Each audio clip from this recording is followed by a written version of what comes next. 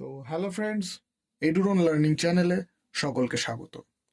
আজকের ভিডিওতে আমরা আলোচনা করব যে তোমরা মাধ্যমিক পরীক্ষার দিন ঠিক কি কি জিনিসগুলো আবশ্যিক নিয়ে যাবে। তো চলো ভিডিওতে কথা না বাড়িয়ে শুরু করা যাক।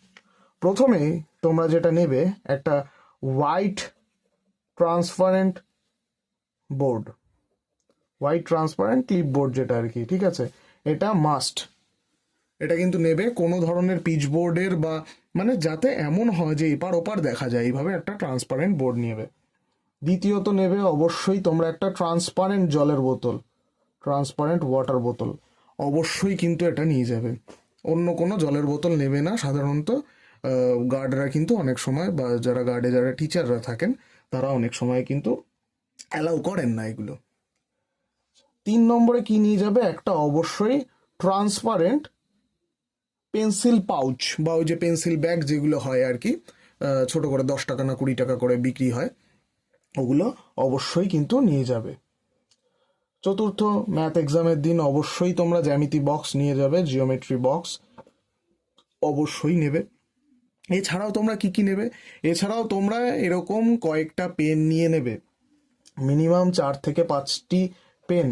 এবং পেনগুলো যাতে এমন হয়, তোমরা কিন্তু আগের থেকে বাড়ি দিয়ে কিন্তু একটুখানি দাগিয়ে নিয়ে যাবে। কারণ কি হয়, ধরো এখন যাদের সাথেই দেখা হবে আর কি, কেউ তোমাকে ধরো পেন গিফট করবে, ধরো তোমার টিউশন স্যারের সাথে দেখা হলো বা কোনো গুরুজনদের সাথে দেখা হলো, সে তোমাকে কিন্তু একটা এক্সাম দেওয়ার জন্য একটা পেন গিফট করবে, ঠিক আছে, করতেই পারে। তো তোমার কাছে অনেক পেন, কিন্তু সব পেন দিয়ে তো আর তুমি লিখতে পারবে না, দেখা গেল লিখতে গেলে পেন আটকে গেল, ব্যাস হয়ে গেল, তাহলে আর লেখা গেল।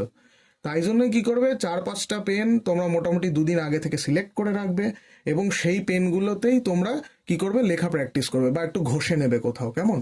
তাতে কি হবে, তাতে এক্সামের দিন কালিটা স্মুথ পড়বে।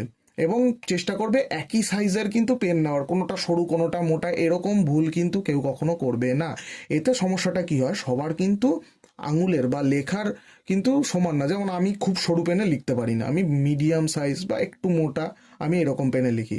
এবার অনেকের যেমন ধরো ওই অগ্নি জেলে লেখার খুব অভ্যাস, বা ধরো ফোর্টের পেনে লেখার খুব অভ্যাস, তারা আবার মোটা পেনে আবার লিখতে পারে না। এইটুকু সামান্য মোটা পেনেও, মোটামুটি 5 টাকা 10 টাকার পেনেও কিন্তু তারা লিখতে পারে না। তো এইগুলো কিন্তু খুব মনোযোগ দিয়ে, এগুলো কিন্তু এক একটা ছোট ছোট বিষয়, কিন্তু এগুলোই তোমার এক্সামের দিন কিন্তু একটা টেনশনের সৃষ্টি করবে, ঠিক আছে।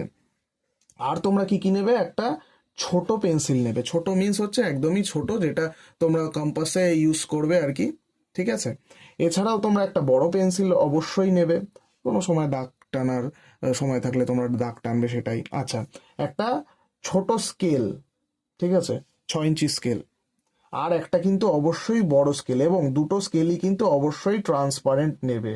ট্রান্সপারেন্ট যে ওই যে প্লাস্টিক ফাইবারের যে তোমার স্কেলগুলো হয়, সেই স্কেলগুলোই কিন্তু নেবে। এর বাইরে অযথা কিছু তোমরা নেবে না, বেশি জিনিস ক্যারি করার কোনো দরকার নেই।